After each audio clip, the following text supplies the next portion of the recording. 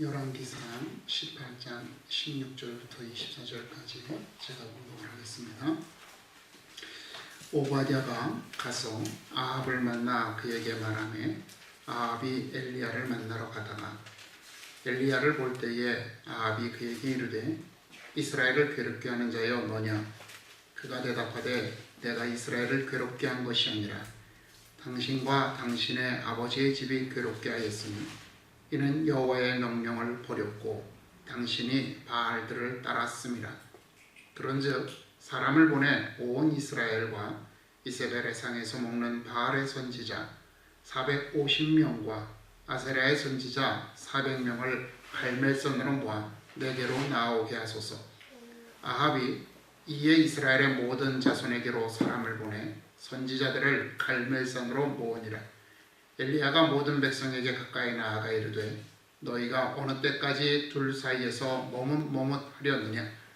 여호와가 만일 하나님이면 그를 따르고 바알이 만일 하나님이면 그를 따를지니라.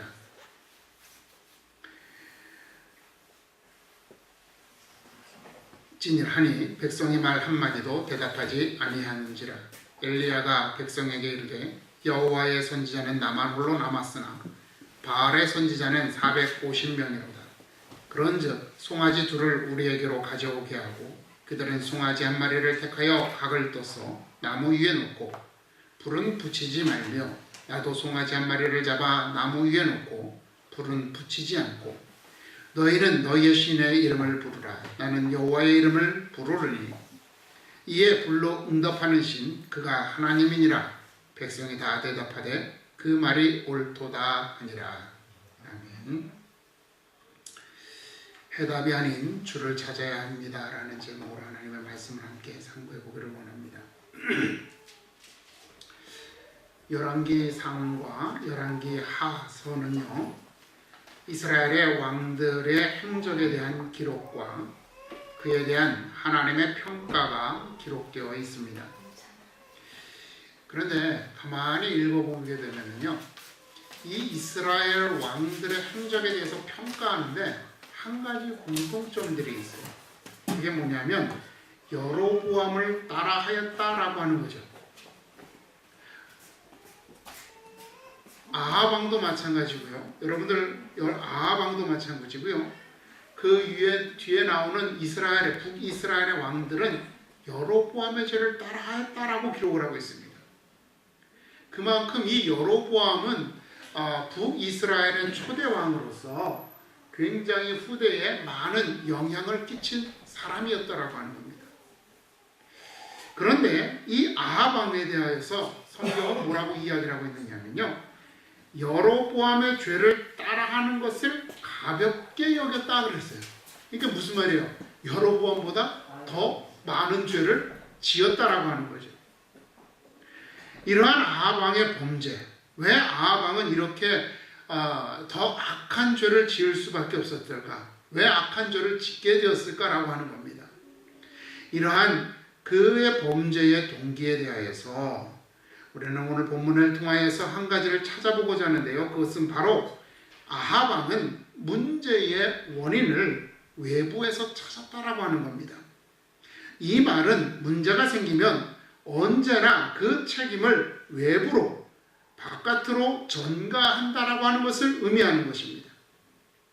그러니까 이러한 그의 태도는 그로 하여금 더욱더 죄를 범하도록 하는 원인이 되었던 거죠. 왜? 나는 잘못한 게 없는 거예요. 우리 어린아이들 자녀들을 양육하다가 보면 아이들이 잘못되는 경우가 있어요. 그럴 때 올바른 부모라면 내 아이를 나무라고 내 아이를 혼내면서 그 아이가 다시는 그와 같은 죄를 저지르지 않도록 합니다. 그런데 잘못된 부모들은 어떻게 해요? 내 아이가 친구를 잘못 만나서, 내 아이가 선생님을 잘못 만나서, 내 아이가 주변의 환경이 나빠서 그렇다라고 얘기를 합니다. 이 아이는 그때부터 무슨 마음이 드냐면 나는 잘못한 게 없어. 그죠? 그러면 항상 무슨 잘못을 하든지 실수를 하든지 항상 자기가 잘못한 게 아니니까 돌이키거나 뉘우치거나 고치는 것이 아니라 외부의 평가를 외부로 책임을 전가하는 거죠. 그리고 어떻게 돼요? 외부를 비난하고 비판하는 겁니다. 부모를 잘못 만나서, 형제를 잘못 만나서, 친구를 잘못 만나서. 그러니까 항상 상대방을 비난할 수밖에, 항상 상대방을 욕할 수밖에 없게 되는 거죠. 바로 그런 모습이 오늘 본문에 나와 있는 거예요. 아합 왕은 엘리야를 보자마자 이렇게 말했습니다. 이스라엘을 괴롭게 하는 자여 너냐? 여러분, 당시에 이스라엘에는요 3년째 기근이 들었습니다. 이 기근으로 인하여서 이스라엘 백성들이 고통을 받고 고난을 당했는데, 이 기근의 원인을 아합 왕은 엘리야 때문이다라고 말하고 있는 것입니다. 왜냐? 하나님께서 엘리야에게 3년 전에 이렇게 명령을 하셨어요. 수년 동안 이스라엘에 비도 이슬도 있지 아니하리라.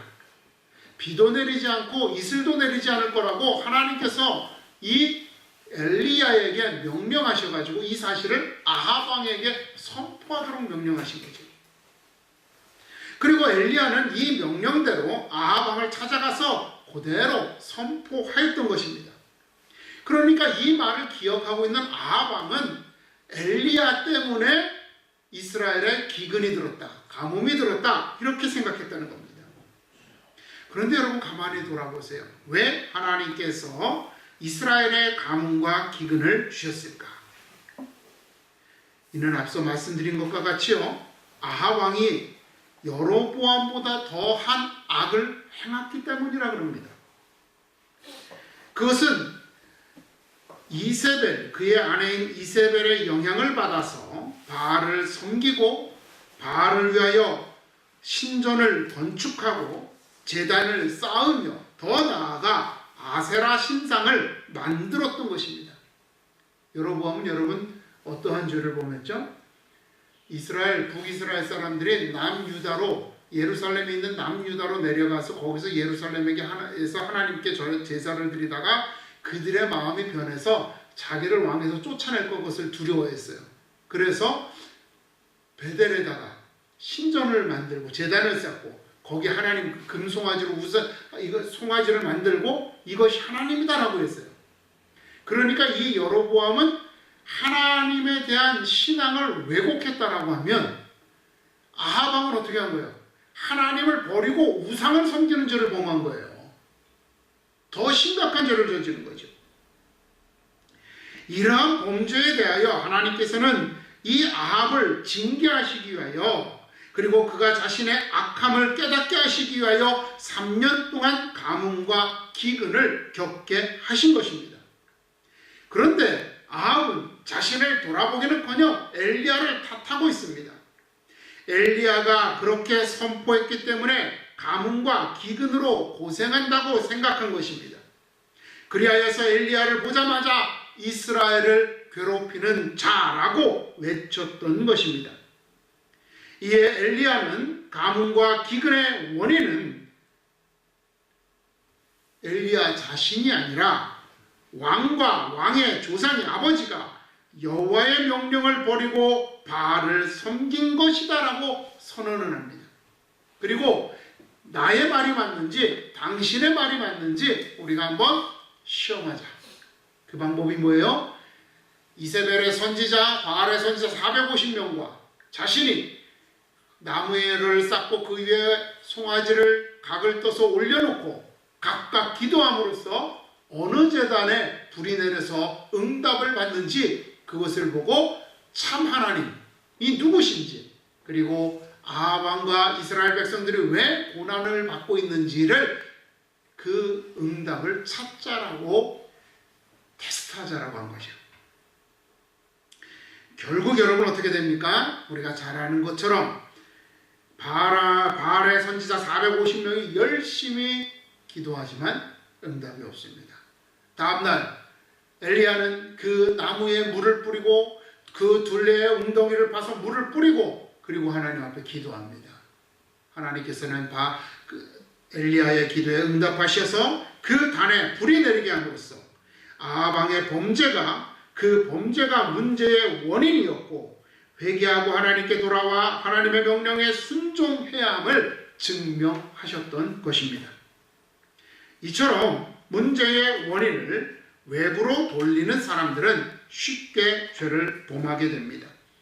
왜냐하면 자신의 문제를 해결하기 위하여 문제를 일으킨 문제의 요인인 외부의 것들을 제거해야 하기 때문에 그렇습니다.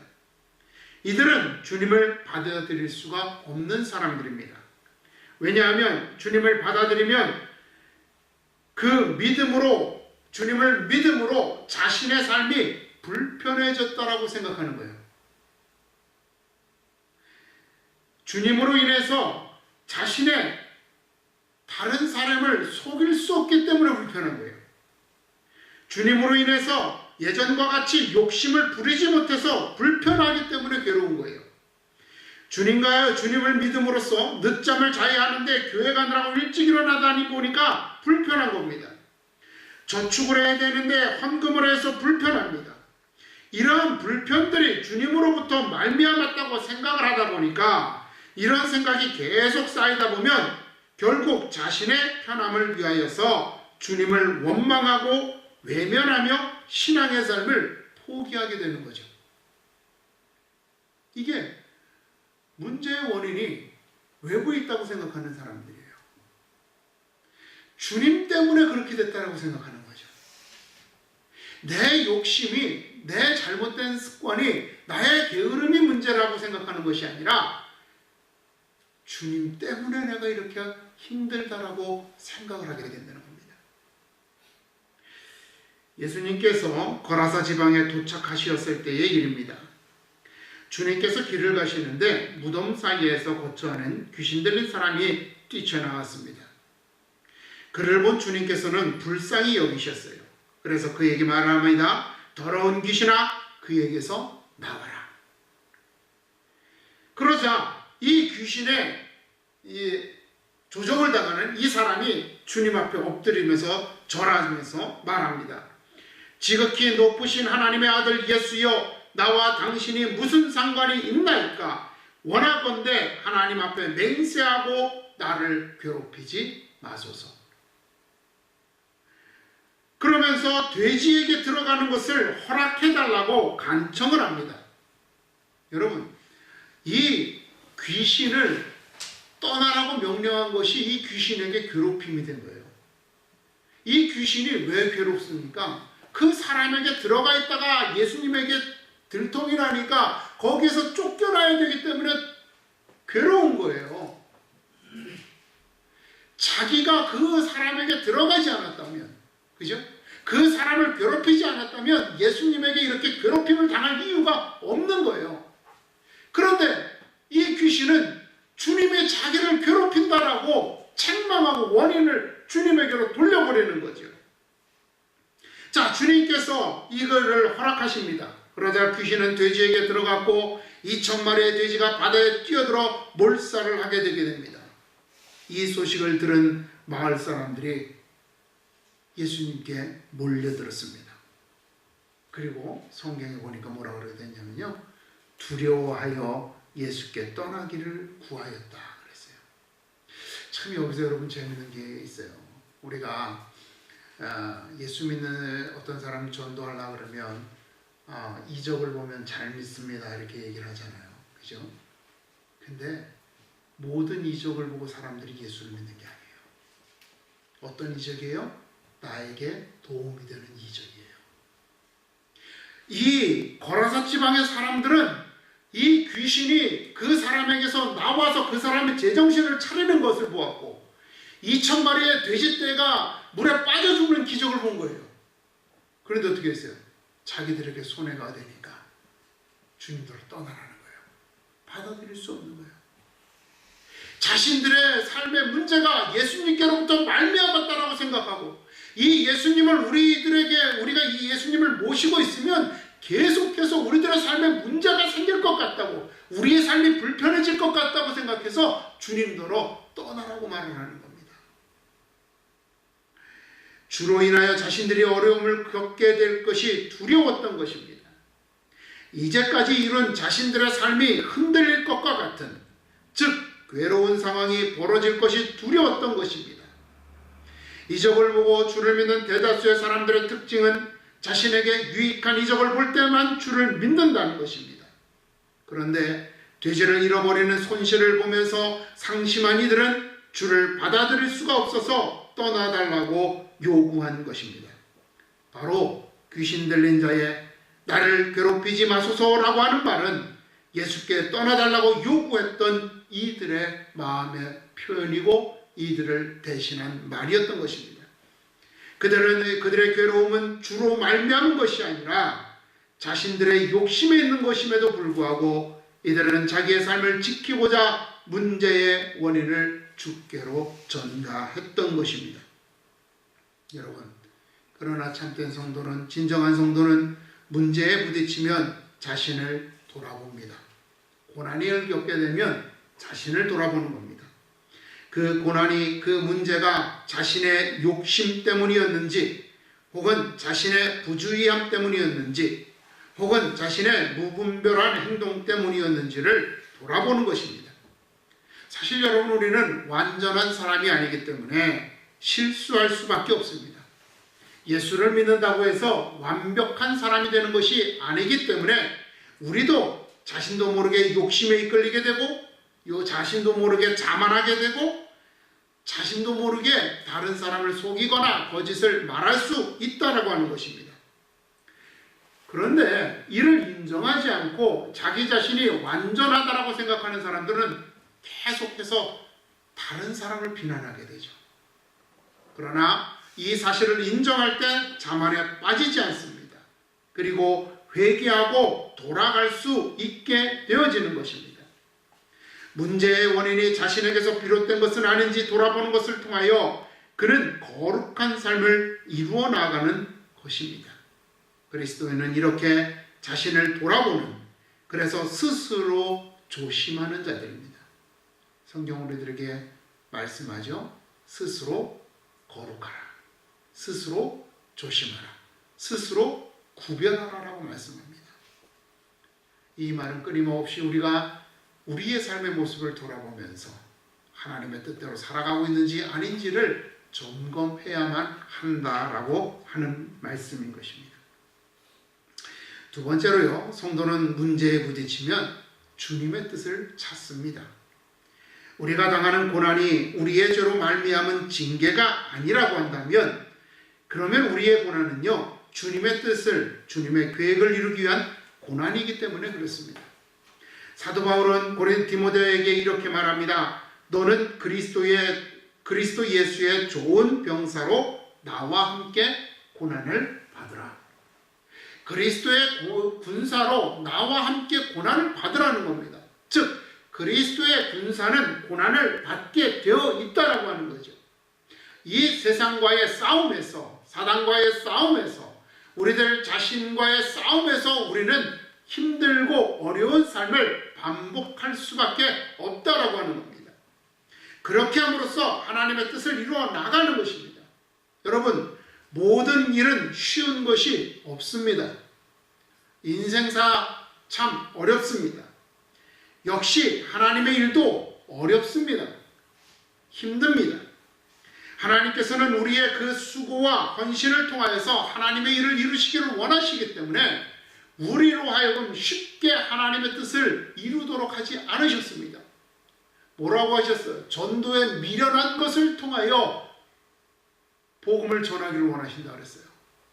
여러분, 주님이 정말로 하나님의 사랑하는 백성들을 쉽게 구원하시고자 한다면 한순간에 그들의 마음을 변화시킬 수도 있었을 것입니다. 그러나 주님은 우리들로 하여금 나아가서 전하게 하셨고, 그들과 때로는 부딪히게 하시고, 그들과 때로는 정말 갈등을 일으키면서도 주님의 이름을 증거하도록 하셨습니다. 그것이 하나님께서 일하시는 방식이에요. 그러니까 하나님의 일을 하면서 우리가 고난을 당하는 것은 당연한 일이라는 겁니다. 또한 우리들에게 이렇게 고난을 주시면서도 주님은 뭐라고, 우리들이 감당할 만한 시험을 겪게 하시고 피할 길을 열어주신다고 하셨습니다. 그러니 여러분, 우리가 당하는 고난은 지금 당장은 힘들고 어렵고 막막하지만 조금만 참으면, 조금만 인내하면 하나님이 피할 길을 만들어 주실 것이란 말입니다. 그러니까 우리가 고난을 당한다고 해서 문제를 해결하려고 노력하는 것이 아니라 이 고난 가운데 주님의 뜻이 무엇인가를 살펴봐야지만 한다는 겁니다. 그렇게 여러분, 야고보 사도는 우리들에게 고난을 당하면 기도하라 그런 거예요. 기도하라. 왜 이 고난이 나에게 왔는지, 이 고난을 통하여 하나님께서 이루시려고 하는 뜻이 무엇인지, 이 고난을 내가 어떻게 극복해야 하는지 하나님 앞에 기도하라라고 말씀하는 겁니다. 어려우면 어려운 만큼 영광이 큽니다. 우리의 고난의 크기만큼 하나님께서 영광을 받으시고, 우리의 고난이 큰 만큼 우리는 더 큰 기쁨으로 만족하며 주님 안에서 즐거워하게 될 줄로 믿습니다. 마지막으로 성도는요, 문제에 부딪히면 감사합니다. 사도 베드로는 이렇게 말합니다. 모든 은혜의 하나님 곧 그리스도 안에서 너희를 부르사 자기의 영원한 영광에 들어가게 하시니가 잠깐 고난을 당한 너희를 친히 온전하게 하시며 굳건하게 하시며 강하게 하시며 털을 견고하게 하시리라. 우리를 잠깐 고난에 처하게 하심으로써 우리를 온전하게 하시고 굳건하게 하시고 강하게 하시고 털을 견고하게 하신다는 겁니다. 여러분, 우리가 이런 말 잘 하잖아요. 온실 속의 화초와 같다. 그렇게 보호받으면서 자라난 사람들은요, 어떤 시련이 오면 금방 무너지고 자포자기합니다. 그런데 저 들의 풀과 같이 야생화와 같이 거친 세상에서 자라는 꽃은요, 바람이 불어도 풍랑이 불어도 그렇게 자라는 사람은 웬만한 어려움이 와도 실패하거나 좌절하지 않아요. 다시 일어서서 다시 시도한다는 거죠. 그죠? 그 수많은 시련들이 그 사람을 단단하게 만드는 겁니다. 우리가 온실 속의 화초와 같이 그렇게 곱게 신앙생활을 하다가 우리는 자그마한 시험에 들어서 좌절합니다.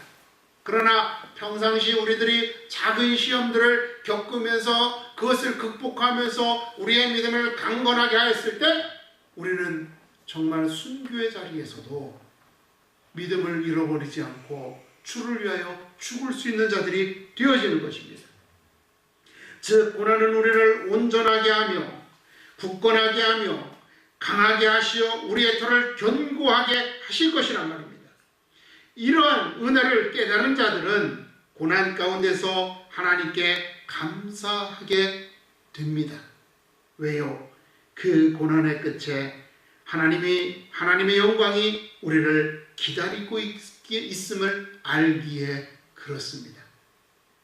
부족한 나를, 연약한 나를 이렇게 하나님 쓰십니다. 나를 통하여 영광 받으시니 내가 하나님 앞에 도구가 될 수 있으니 감사합니다라고 하나님 앞에 감사하게 되는 것입니다. 이와 같이 고난은 우리를 성숙하게 하시기 위한 하나님의 은혜입니다. 그렇게 우리는 세상의 사람들과 같이 고난을 당하면 그것을 빠져나갈 길을 찾기 위해서 노력하는 것이 아니라 고난을 주신 주님을 찾아야 하는 것입니다. 주님은 고난 속에서, 문제 속에서 우리가 스스로를 돌아보아 온전케 하시고 고난을 통하여 주의 뜻을 이루는 일에 우리가 사용되고 있음을 깨닫게 하시며 그리스도의 고난에 동참하고 있음을 알게 하시어 감사하도록 하시기 때문에 그렇습니다. 많은 이들이 고난을 싫어합니다. 가급적이면 문제가 되는 상황을 회피하려고 합니다. 어려운 일들은 쉽게 만들려고 합니다. 쉽게 해결하려고 합니다. 그러나 하나님께서는 우리의 수고와 노력으로 이루어진 헌신을 통하여 하나님의 일을 이루시기를 원하시는 것입니다. 우리가 그 과정을 통하여서 하나님의 백성으로 세워지기 때문에 그렇습니다. 여러분, 이제 우리는 어려울수록 기도하고 힘들수록 감사하며 아플수록 주의 뜻을 찾는 주님의 자녀가 되어야 할 줄로 믿습니다. 고난 속에 주를 찾는 저희 여러분이 되기를 주님의 이름으로 축원을 드립니다. 기도하겠습니다. 고맙고 감사하신 여호와 하나님, 부족하고 연약한 우리들을 들어서 사용하시며 하나님의 크고 놀라운 계획을 이루시고 이 땅에 주의 나라를 이루시기를 원하시는 것을 믿습니다. 그렇게 아버지 하나님, 오늘 우리가 겪는 고난이 주 안에서 이루어지는 고난이라면 감사하게 하시고, 우리의 어리석음 때문이라면 회개하게 하시고, 하나님 우리의 고난 속에서 주의 뜻을 찾고 구하는 자들이 되게 하여 주옵소서. 그리하여 이 고난마저도 주의 은혜라고 고백하며 감사하는 주의 자녀들 되게 하여 주시옵소서. 예수님의 이름으로 기도드리옵나이다. 아멘.